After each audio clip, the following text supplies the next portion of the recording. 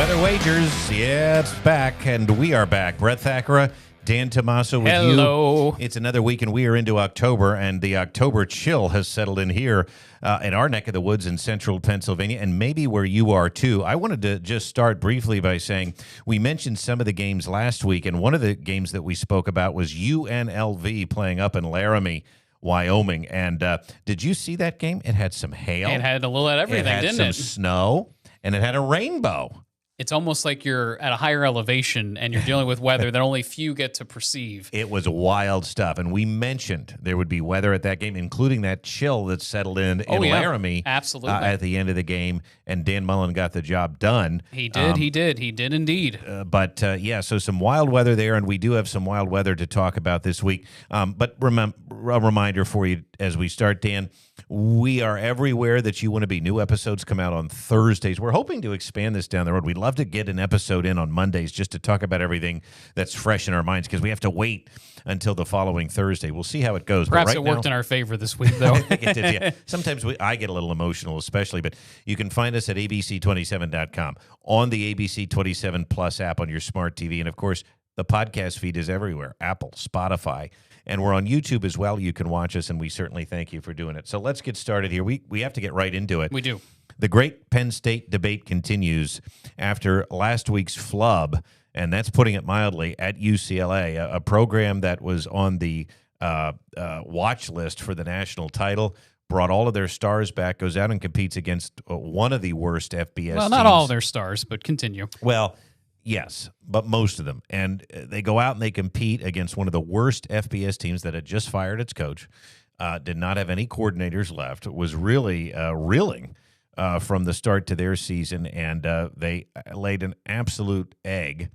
And now they have not beaten a Power 5 team, a Power 4 team. And so I guess the question is, first, can this season be salvaged? Short answer is yes. I mean, it isn't over, and I think I've liked what I've seen so far coming out of practice and this week leading up to it. Franklin seems like he has changed his tone, Coach James Franklin, and also the quarterback, Drew Aller, saying that they had a very high-level practice, high-intensity practice. Guys seem to be a little bit more upbeat. I mean, listen, maybe this was the reset button they needed, that I think this team was feeling the pressure and the letdown from that double overtime game against Oregon. I would be more concerned personally if it wasn't such a long road game out and it wasn't a game that we were anywhere close in. We had the opportunity to win the game. We came back multiple times in that game.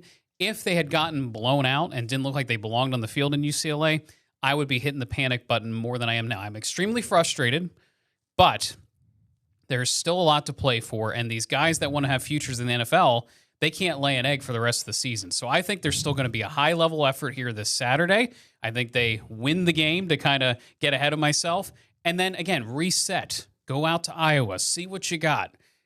Then, obviously, another big game looms, too. And they always play Ohio State close no matter how good of a team they are. So it's still all out there, everybody. I know it doesn't look good. I understand that. But we always have to remember, and I know they're getting paid, but these are 18, 19, 20-year-old kids, and they're unpredictable week to week. I don't care who you are. We've seen this throughout college football, that upsets happen. And fortunately for us, for the most part in the Franklin era, it hasn't really happened.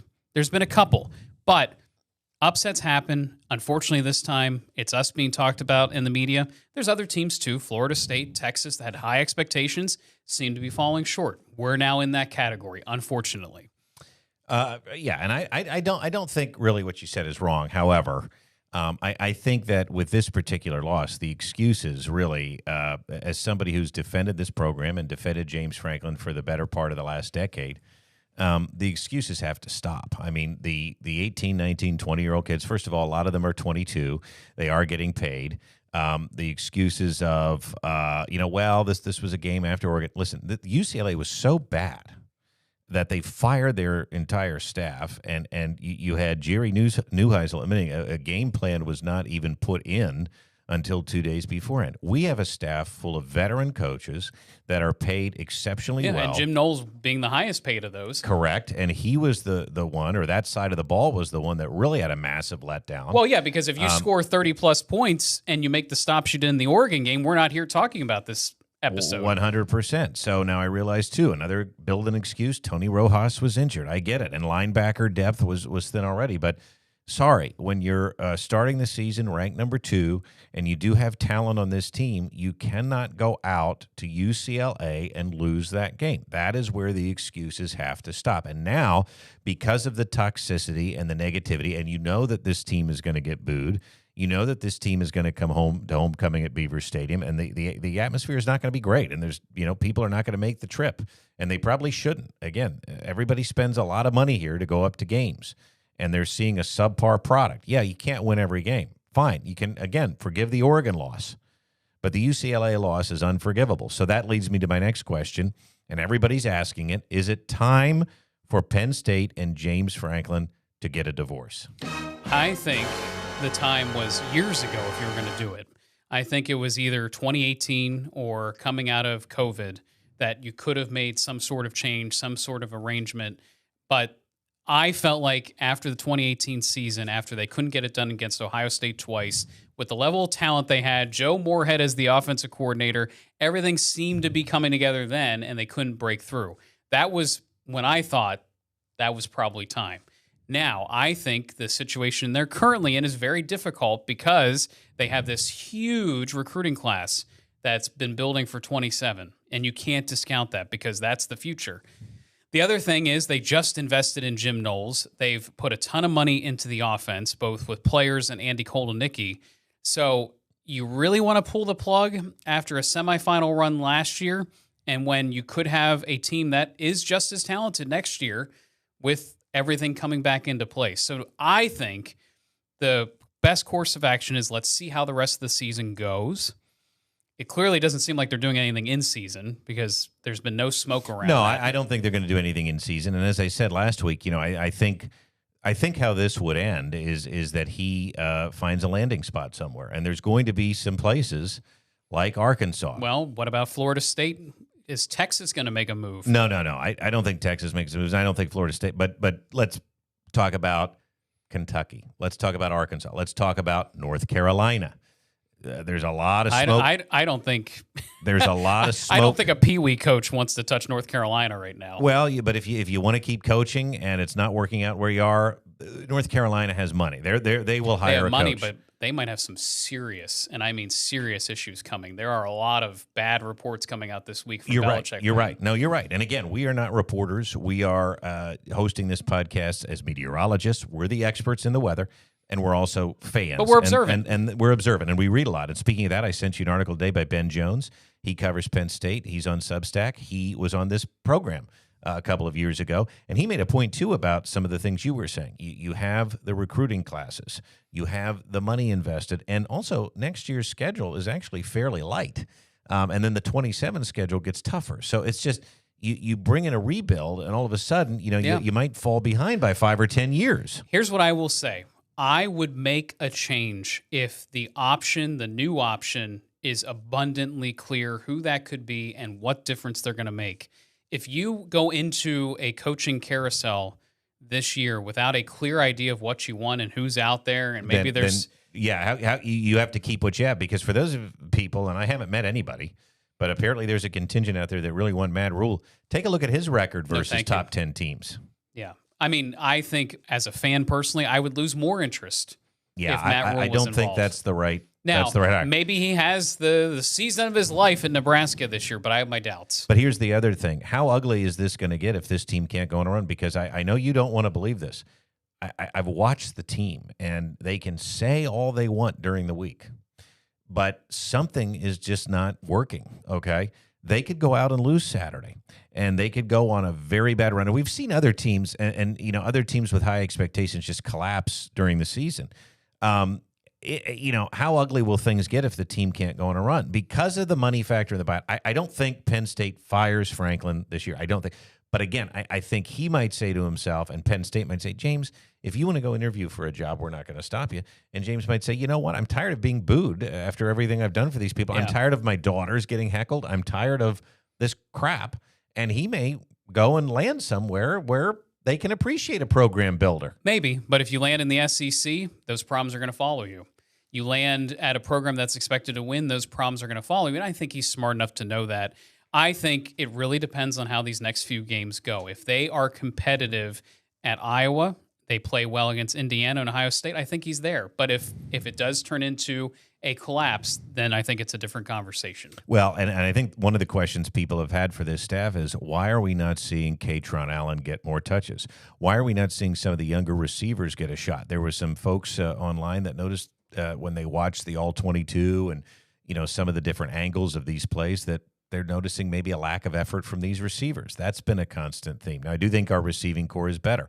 I also think the frustration is, why isn't Katron Allen getting more touches in these games? Are there NIL impacts here that nobody's willing to state? In other words, if Nicholas Singleton is getting paid, then there is a contract out there that says, you know what, Nicholas Singleton has to get the same amount of snaps as or whatever it is. But also, if you're the donor that helped pay for that, and I don't know who it is. I don't think we'll ever find out where the money's coming from. It's not you or me. Wouldn't you be very upset if the player you helped bring back isn't playing? Well, no, that's what I'm saying. And I think that for everybody that's complaining about, well, how can the staff not see this? Well, they might. They do see it. I think they're smart, but I also think that NIL might have some impact that we're not able to fully realize, that's right? These unintended consequences. Great phrase. Of all these things that, again, if it's Andy Koldenicki making all this money and there are certain guarantees he gets, why is it any different for a player? Yeah, and it may not be. And that's what we're seeing lived out in real time. I mean, this is, by the way, this is not chump change. This is not a normal person's job. This is someone's dream job. This is hitting the lottery. This is millions of dollars at play. Correct. And you know what? It may have thrown things off with the quarterback too, because I think 100%. too, he is feeling the pressure. Maybe not only from the fan base, maybe from the media calling him a national title contender, and maybe from an NIL deal. Correct. So it's just it is having, and again, we don't know the specifics. I think it takes a certain individual at that age in your life to handle it. Yeah. And I don't know how we would have done. I mean, by the way, I was given a large opportunity to work here at ABC 27 as a 19-year-old, and I grabbed it by the horns. But can everyone take such big opportunities? I don't know. DJ Lagway. Yep. There's others. Cade Klubnik. Arch Manning may be the biggest. So, again, it's not just Penn State here. But I do think this conversation was valid. There's a lot of play. I think there's a lot of play. I never thought I would say I'm ready for James Franklin to move on. It's not that I'm ready, but I think that a divorce might be the best option at this point if the season continues to spiral. And I think it could, and that's why we have to wait. But let's discuss our picks from last week because, Dan, it was not good. Yeah. Maybe we need to be sent packing. I think we do. We had such a strong start. We were both above 500. Yep. And I went 2 and a stinky 8, and you went 1 and a stinky 9. I mean, this was pretty brutal. Looking at this here, did you? And I thought UNLV covered there, Dan. I don't think you gave yourself credit, did you? Maybe not. Maybe I didn't give myself credit. I'm going to look that up. Our Shiner can. Let's get him involved. I'm pretty that is sure, one game I didn't get to watch much of. So yeah, maybe that's why I didn't catch that. You may want to. Wow, I might have squeaked out another one. Wow. Yeah. And then you might be 2 and 8. So I want to give you credit because I know I was wrong, and I'm pretty sure UNLV got it. Looking at everything else, the Eagles lost to the Broncos. That was a tough game, tough officiated game too. I thought. Yeah. A lot of action from non-players on the field. For my bets last week, Michigan did not cover against Wisconsin. They really struggled against a pretty poor Badgers team. Louisville was a huge letdown in the game against Virginia. And how about the Bills losing to the Patriots? It just goes to show you have to play the games. The games you think are going to be cakewalks. A whiteout, by the way, a bad stretch here for whiteout. The Bills, yeah, the Bills could not get it done at home. Florida State, by the way, a complete no-show in that game for the most part against Miami. But that goes back to my point, and that was one of the two that I got correct. Miami, I think, is that good this year. We'll see. And if Mario Cristobal doesn't screw it up, I was going to say, there's still yep, a lot of games to be played. I think they have a real shot to not only make the playoffs, but to make a run. I mean, their lines look good. Their quarterback's good. Shiner, do we have an update? Yeah, UNLV beat Wyoming 31-17, so they did cover. Okay, so we tied. I didn't give myself enough credit. So we tied, but still abysmal. Absolutely abysmal. Next screen. Well, the next screen's not going to be any better, but I am on the season now because of this week, 29-33. That will stand. We will adjust this. You are 31 1 under 500. 30. Well, no, it would adjust. It would be 31 and 31. True, 31 and 31. So you're right at 500, and I'm 2 below. Oof. So it's been. Can you tell I was up late because I was a little jacked up about a different result we'll talk about coming up? It's been a brutal stretch last weekend for our fandom and for our spread picks. We've had a lot of things go right since we started this podcast over 2 years ago, but this past week was not that. No, it was not. But it is time to talk about games of the week as we look at the forecast. Cue it up, Mr. Shiner. Games of the week. And by the way, that was my fault there. For those of you watching this, we did have some images, and I'll just go back here. If you're listening, we have some images from the Penn State game. I forgot to cue them up when we were talking about it. Fourth down and 2. It was an abysmal play on 4th and 2. And then Jerry Neuheisel, how about him? I know you wanted to say something. It was neat, and everything always feels like it's against Penn State fans because we had to watch his dad in studio cheer him on. But how special was that? Because you and I are both Rick Neuheisel fans. And Rick was about as gracious as you could be. By the way, if you don't know Rick Neuheisel's track record, multiple-time head coach in college football, an offensive coordinator in the NFL, the man knows ball, and he's very good at explaining it. Apparently, he found out that his son, Jerry Neuheisel, was going to call plays 3 minutes after Jerry Neuheisel found out he was going to call plays on Tuesday night of last week, and Bruce Feldman somehow, from a source, heard this information, texted Rick and said, hey, is Jerry calling plays? And Rick's like, I have no clue. That's the first I'm hearing of this. Called up his son, Jerry, at UCLA, and Jerry said, yeah, they just told me 3 minutes ago. Well, Bruce told that story on his podcast, The Audible, with Ralph Russo this week, and it's a neat thing. And so, again, very bummed out, but what a neat father-son moment. A neat father-son moment, and by the way, that very talented head football coach of yesteryear and an offensive coordinator helped with that game plan, which really caught Jim Knowles off guard. Pretty stunning. And again, the fallout may continue. We're going to talk about that game coming up. But let's get into the games of the week because there are some weather games this week, and there's an interesting low that's going to develop along the East Coast. We are going to talk about that, but we're going to actually start out west.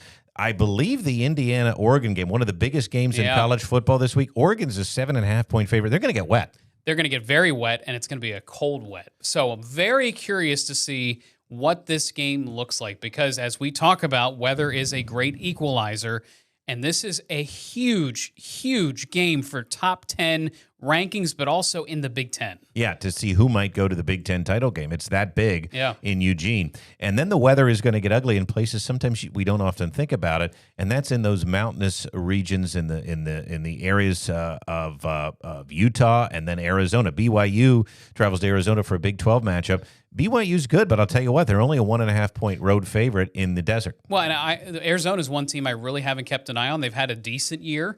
But BYU, I believe, is undefeated, correct? I believe so. Shiner, can we get that? Yeah, BYU, I believe, is undefeated.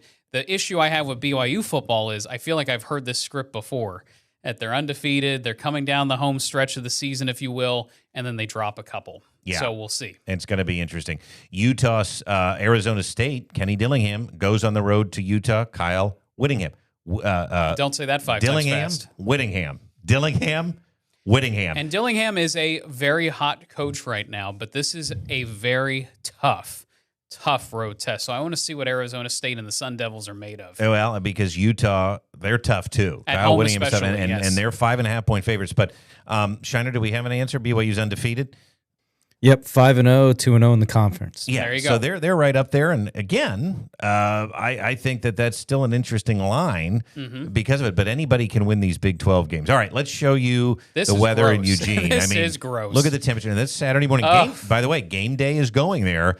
Game day is going to be wet. They're going to be with Puddles the Duck in some puddles. And look at the 50s. Thank you. Wet. There's the game. There's the kickoff. Brutal. I mean, rainy. And that's going to be perhaps an equalizer. You think Phil Knight would build a dome there? I think he would do just about anything to help his Ducks win. I'm shocked it hasn't happened yet. It really is going to be an ugly day. Now, the winds, look at this. Look at how windy it is off the coast, Dan. I think they're a little sheltered in Eugene. Yeah, I don't think the winds are going to be – it may be a little breezy, but certainly the wet conditions are going to be probably worse than the wind, but nonetheless. And then here you go.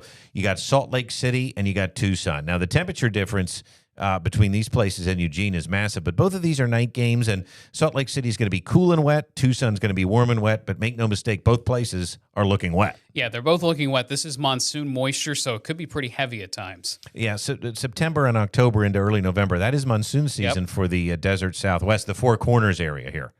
Yeah, absolutely. And so one of the reasons why we see a lot of rain and sometimes wind coming through the remnants of tropical systems in the Eastern Pacific. So, again, these are games to keep an eye on. Winds may be a factor time. Rain may be a factor. Salt Lake City especially. I think the wind in Salt Lake City is going to be a factor Saturday night.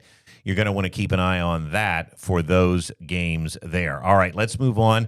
We've got games Sunday and Monday in the NFL. We do. The Cowboys go to the Panthers. And Boy, again, can I just say something? NFL is abysmal right now. It's a very hard watch. I am so sorry to say this. I like the Eagles. I like the NFL for the most part, but these penalties and the involvement of the officiating in these games has got to stop. Well, I've said that for a very long time. They're too involved. They are absolutely too involved. Listen, I've said that for a while.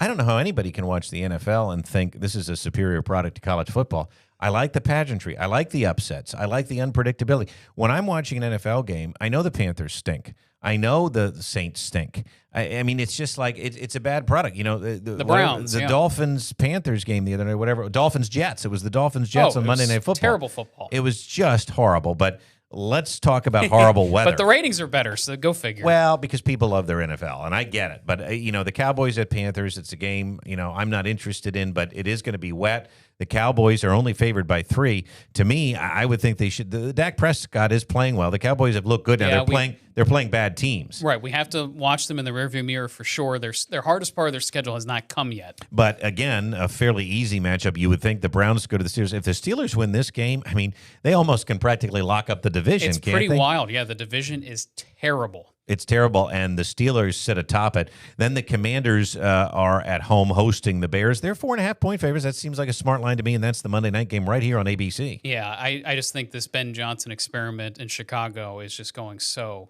poorly. Well, I think most things in Chicago have gone poorly. Yeah. They can't, can't get out of their own way. No, they can't. So weather-wise, I do think these games look wet. We're talking about Charlotte. Now, Charlotte, by the way, is going to be right on the edge of this. Right. So they could be okay, but when we say this forecast has changed a lot, we're not just saying that. This continues to evolve run to run in the model guidance. Yeah, because, and again, notice the sharp cutoff here when we look at Charlotte. They could still get wet near the end of that game.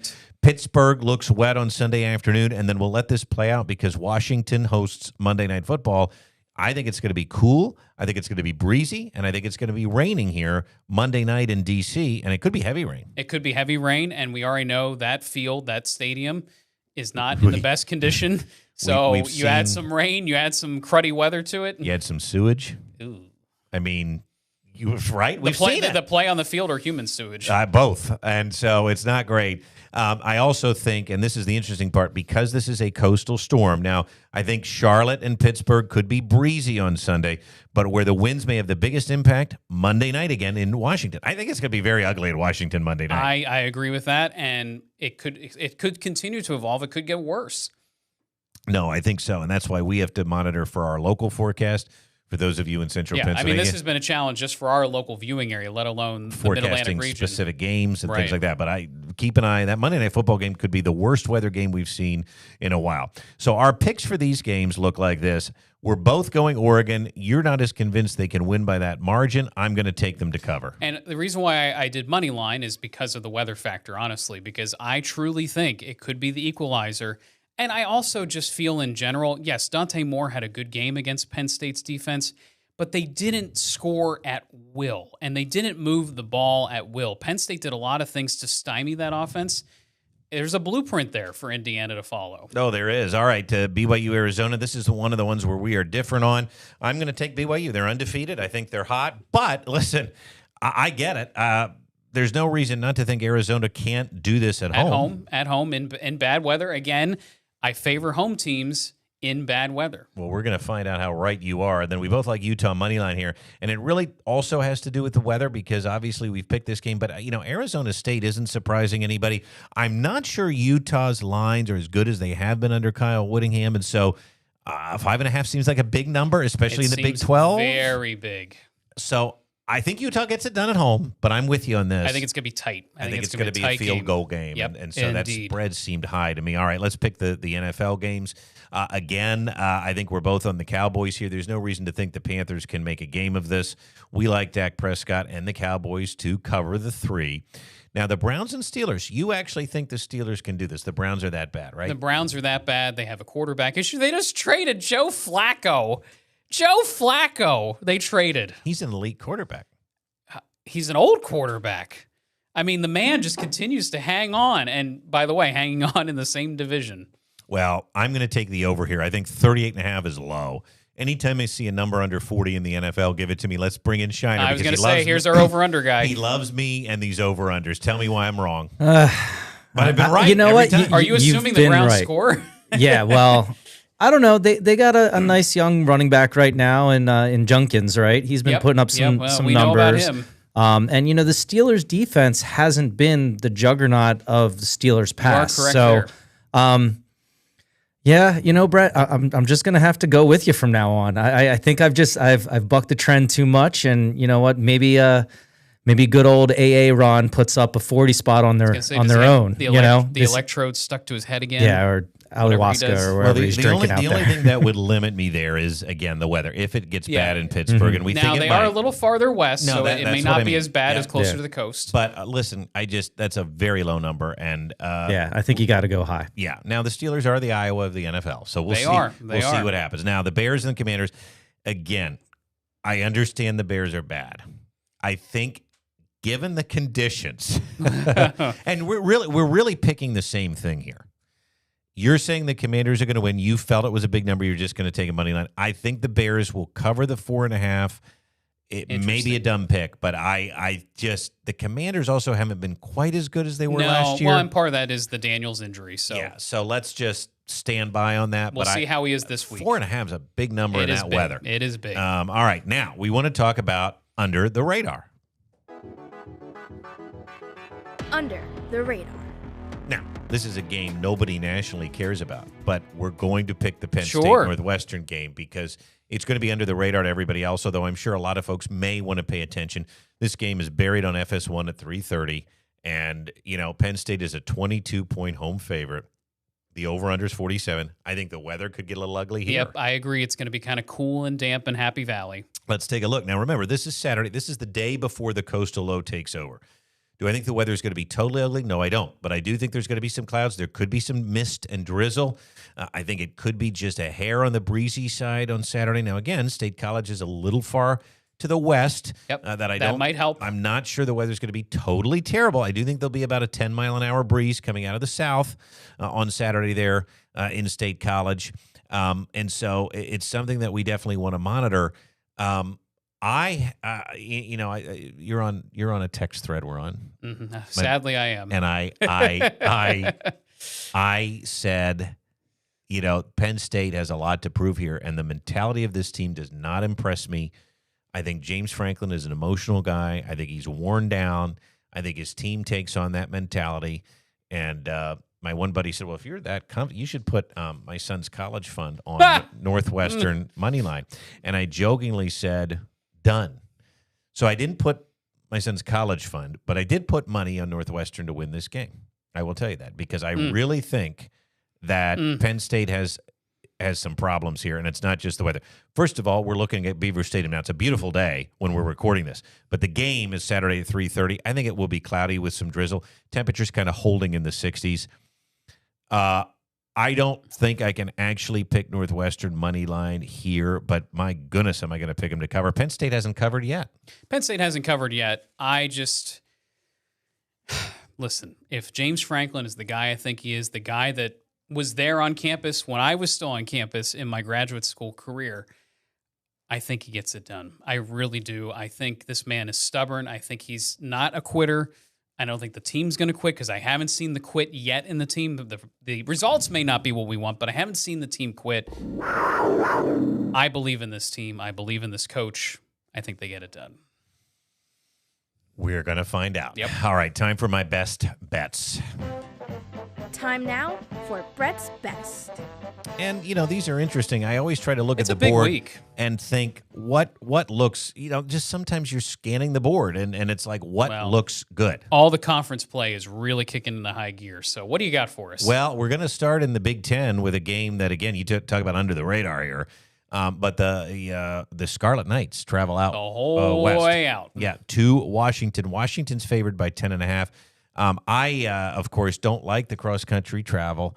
Rutgers is better this year, but they're not great. I think Washington's pretty good, and I like them to take care of business at home against Rutgers late. Now, this is tomorrow night, I believe. That should say Friday, Saturday, I believe and you Sunday. are correct. This is the nighttime special on Friday. Correct. So there you have it. Now, the Red River rivalry. Yeah. What is this rivalry right now? I mean, the teams are lacking identity for the most part. Although I think Oklahoma's having a good season. Yeah, I think they have an identity, and that's their defense. And when their quarterback gets healthy, and he may play, that he is listed as probable or questionable. He's listed as questionable. By the way, they practiced inside the other day. Yeah. So what does that mean? Sooner Scoop on the On3 site said, it's sunny and 85, but Oklahoma's inside. Could they be trying to hide something? Texas is a 1-point favorite. Not sure why. I'm not sure why but either. it could be because John Mateer may not play. Nobody knows. It's a fascinating game, but I'm taking the under here.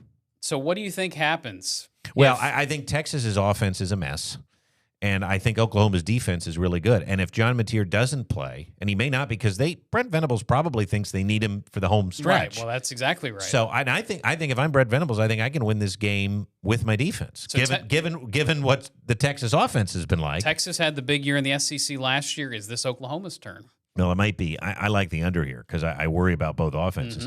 And then the Lions take on the Chiefs on Sunday Night Football. I'm going back to the pros. The Chiefs are favored here. Does that surprise you? They're at home. Yes, because what just happened in Jacksonville, I cannot explain. This is a problem because I realize that all of the public money is going to look at this, and I'm going to go with the public here. This is my point. I think everybody's going to flood the Lions.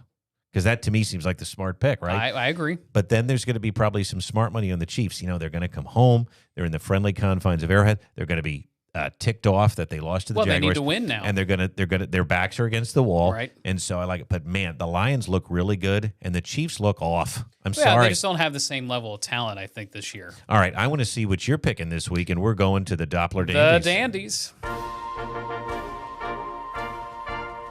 It's Doppler Dandies. Well, I couldn't resist either. I have some action that is close to home, plus some Big Ten love. Listen, Eagles and Giants, it may not be the best matchup in the world. The weather's not a factor, but it's a big line, 7.5, with a team that seems like they can't put a full 4 quarters together right now. Who? The Eagles. Well, they can't, and that would concern me a little bit. Shiner, you want to show your jersey again? You got it on tonight. Phillies and Eagles tonight. Oh, we're recording Thursday. Yeah, got to do the Pennsylvania tuxedo here. There are these magical times in late September, early October where you get to have some primetime games with both of them. That's why you have multiple TVs, and we'll be watching at 6 and at 8:15. Yeah, so, it's a fun night. Go Birds, go Phils. As we clutch our pearls and try to hang on for dear life. Yeah, we need to. But I assume you like the Eagles. I like the Eagles. I do. I think this is their opportunity to get right. They have Giants, Vikings, Giants. Let's go. Let's do it. And then a couple of big conference matchups in the Big Ten and SEC. This surprises me that it's still a 2-touchdown advantage in favor of Ohio State on the road against Illinois. And I know Illinois got clobbered, and I mean absolutely clobbered by Indiana, but this is not a bad football team, and I think they could make it interesting. I don't know if they can win, but I think it's kind of like in the James Franklin world, like you get close and it's a 1-score game at the end, and see what happens. Yeah, but here's the problem. I don't think that line has anything to do with Illinois. I think that has to do with Ohio State. Obviously, did they're you a well-oiled see machine. what they did to P.J. Fleck last week? I did. It was a dismantling. And he admitted, he's like, that's the best defense I've ever coached against. And that's a Matt Patricia defense, too, mind you. And then I go back to the Red River, and again, my intrigue is very high in this game. Not only is it an SEC game, it is a rivalry game where anything can happen, weird things can happen, practicing inside, protecting a broken hand. what on earth happened? This is why college football is great. Right. I mean, you got Arch Manning, this legendary family of quarterbacks, and yet everyone can't stand this kid now. He was a rock star, and that rock star status has quickly faded. I do love that we both picked the same game. That rarely happens. Yes. But we both did. So let's get to the final picks this week. Final picks. I'm All right, nervous, we baby. have I am to nervous. do better. So we both went 2-8 last week. All right, so now we have to find ways to get better. We do. James Fragler says, we have to find ways to get better. Week to week. We both like Oregon. I'm going to pick them to cover. You've got a money line. We're different on the BYU-Arizona game, and I'm okay with that because that's a coin flip game in the Big 12. It is. It's almost a pick 'em, but obviously, big implications there in the Big 12. Utah, we both like money line. We think that's going to be a tight game in bad weather. The Cowboys, we're going to pick to cover. And then I'm going over in that Steelers game. We have to keep an eye on the weather there, too, because it could get wet. It could get a little breezy. But you say, the Steelers are going to do it. Steelers take care of business. They seem to be the hot team right now, and they seem to be the best team in the division. And on a messy Monday night, we're going in opposite directions. Bears plus 4.5. You say, well, that may be right, but the Commanders are going to get it done either way. Yeah, Commanders are going to get it done. I still think they're a problem in the division. They're our biggest opponent when it comes to winning the NFC East. I'm picking Northwestern to cover. You essentially are a little nervous, too. I see Penn State. I'm nervous. I actually do think they cover. I thought that last week, though, too. I think they cover. I think they come together as a unit. Remember 2016, everyone. The season seemed like it was lost. A home game against Minnesota where the offense is sputtering and trying to gut out a win, and then all of a sudden they click. You just never know when that click is going to happen. I'm remembering 2021 and a 9-overtime home loss to Burt in Illinois, and I think they could lose Saturday. But again, we're on different sides there. We'll see what happens. I'm picking the Huskies to cover and beat Rutgers at home. Hopefully they get there, 10.5. I'm going to go under for the Red River, under 43. That makes sense. I think to both me. That does offenses make sense. are tough. And then the Lions plus 2.5. I mean, I think they're the better team right now. I may be wrong. The smart money may say, nah, you got to go with the Chiefs coming back home. I'm going to take Dan Lanning. I think he's going to go for broke. And your dandies are the Eagles tonight. I take the Eagles to cover 7.5. Ohio State, I kind of did an Olay here. While I said that line seems like it's big, I think they do it. I don't think there's much slowing down Ohio State this year. And then Oklahoma, I take to cover. All right, it is time quickly to wrap up the podcast by talking about our beloved Fighting Phils. It really is make or break time for this team. They started at home, Citizens Bank Park, which the mystique there has been lost. Their record there is putrid over the last couple of years. They start October 0-2 there. There's Bryce Harper hanging his head. Very disappointing because, Dan, we saw all the old things happen again. We saw some managerial mistakes. We saw some bullpen letdowns. We saw the top of the lineup just go cold again. It was brutal to watch. But you said, you know what? Didn't lay down, especially in Game 2. They fought their way back. But nonetheless, this Dodgers team is good. And sort of that's what we feared might happen to start. Well, and not only that, it appears after 3 games to me that the teams are very even. And the pitching has dominated for the most part on both sides. Again, kind of what we pictured. But I am disappointed. I am disappointed in the core as a general sense. I think going into next year, regardless of what happens this season, they need to change up the mix just to give these games a different feel. You want Alec Boehm hitting leadoff, right? I want Alec Boehm in either on the AAA or on the moon. Put him in the NL West so I don't have to see him. Now, of course, this team comes back. We're recording Thursday. They win last night. And they look really good. And they look really good. And this is what this good. team does to me. They make me love them. They make me hate them. Then they make me love them all over again. And it's like an abusive relationship. I want to quit, but I can't. And they give us hope. They give us hope. I want to tell you one thing. So going back to games 1 and 2, do you know the only inning that the Phillies gave up runs? No.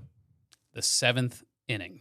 In games 1 and 2? So what does that tell you? The starting pitching has been getting it done. Yes, it has. There's no doubt about it. Right. Yeah. So it's the 6th and 7th, that bridge to get to 8 and 9. That's what we said, too. That's what happened last year. The bullpen, which was praised again this year, does it again and flounders. And, if they come back tonight, they've got a slight pitching advantage. All with I'm Sanchez saying by that on the is mound. there's a recipe to win. No, there definitely is. But so that's my next question to you. Can they actually do this? Can they actually win in L.A. tonight, come back home Saturday and get the job done, or are they going to yank our hearts out again?